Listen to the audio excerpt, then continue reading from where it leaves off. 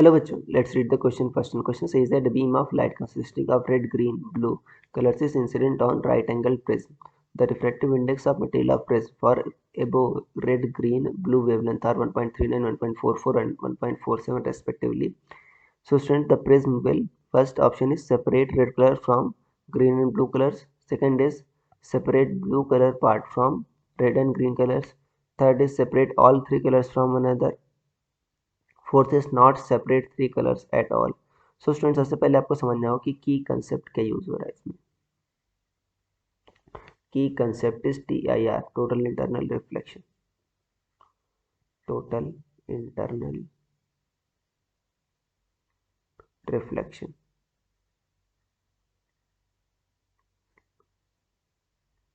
ये है बच्चों की कंसेप्ट. और टोटल इंटरनल रिफ्लेक्शन होता है क्या बच्चों, अगर मान लो एक एंगल, बच्चों रे कहाँ से आ रही है, डेंसर से रेयर जा रही है, तो एक एंगल ऐसा आता है कि अगर उसके बाद आप बढ़ाओ, ठीक है ना, एक एंगल ऐसा आता है जहाँ पर बच्चों ऐसा हो जाता है, ये रे आपकी क्या हो जाती है, आपकी ऐसे हो जाती है, टेंजेंशियल थ्रू सरफेस हो जाती है.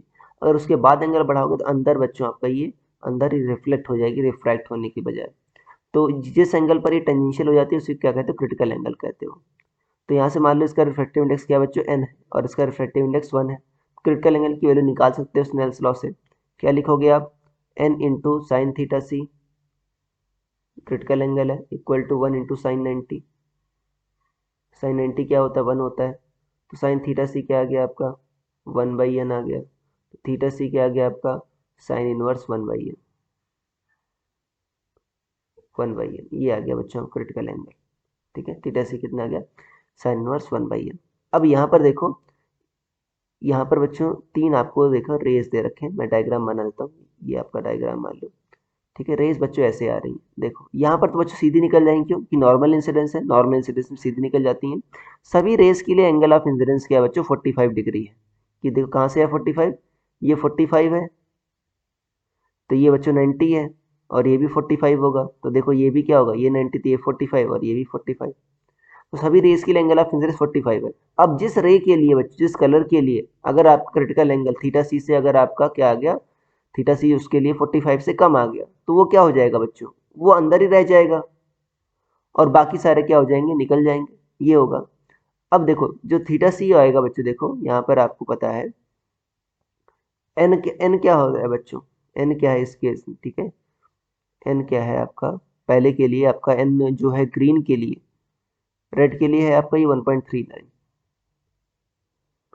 और आपका ग्रीन के लिए है कितना है आपका 1.44, और आपका किसके लिए, ब्लू के लिए है बच्चों 1.47. तो देखो आपको पता है साइन थीटा सी क्या होता है 1/n. तो यहाँ पर देखो n क्या आएगा बच्चों आपका 1/sin थीटा सी. फॉर आपको पता है कि इसके लिए क्या होना चाहिए बच्चों, आपका TIR के लिए क्या होना चाहिए, जो एंगल ऑफ इंसिडेंस है थीटा सी जो होना चाहिए बच्चों, क्या होना चाहिए आपका, वो होना चाहिए छोटा होना चाहिए आपका, 45 डिग्री से छोटा होना चाहिए. ये होना चाहिए, तभी तो बच्चों रे आपका अंदर TIR होगा. TIR होने के लिए तो साइन थीटा सी क्या होना चाहिए आपका, लेस देन साइन 45.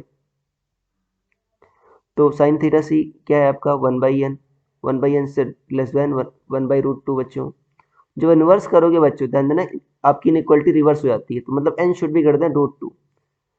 √2 मतलब क्या होता है बच्चों आपका 1.414.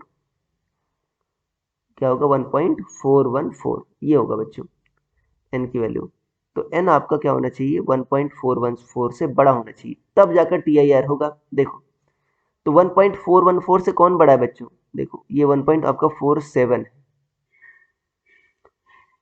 तो कौन दोनों बड़े हैं बच्चों, आपके ब्लू और ग्रीन तो बड़े हैं, बट रेड आपका क्या है बच्चों, आपका छोटा है. तो रेड का TIR नहीं होगा, मतलब रेड क्या हो जाएगी बच्चों, बाहर निकल जाएगी, और बाकी दोनों का जो ग्रीन और ब्लू है उनका क्या होगा, TIR हो जाएगा. तो रेड आपके जो ब्लू और ग्रीन है बच्चों इधर ही आ जाएंगे. मान लो ब्लू हो गई, ग्रीन हो गया, तो रेड कलर को सेपरेट कर देगा from green and blue colours. तो आपका ऑप्शन नंबर 1 सही हो जाएगा.